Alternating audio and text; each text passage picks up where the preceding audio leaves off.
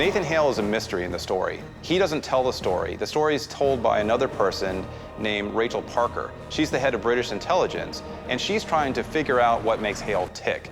Now, Hale in the game goes through a lot of, shall we say, trials and tribulations that the player can experience as Hale, but the results are not really evident until much later in the game. Rachel helps explain to the player what's going on, but we try to create this interesting persona with Hale. He's got an interesting background, he's got interesting abilities in the game, and there's a very interesting ending when it comes to what happens to him.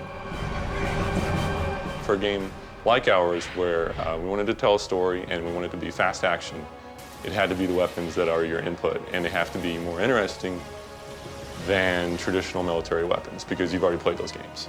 The weapons are the player's input, his only control over the gameplay.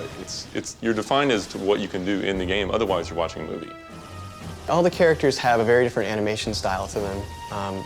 You'll notice right off the bat the way a creature moves, and you'll know what kind of creature it is. We have creatures that walk around on the walls versus creatures who will stay far away from you and shoot at you versus creatures who will try and run up to you and grab you. There are even some creatures that fly around. And all these movements are unique to each creature type, so that you won't feel like you're fighting the same creature over and over and over again with a different texture swap or something like that. Part of playing this game is about discovering who the Chimera are and where they're from.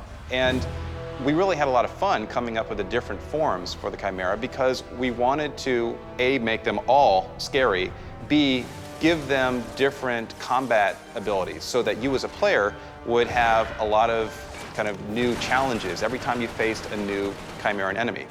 We introduce more and more as you go through the game, so you will see the Chimeran army grow in its diversity.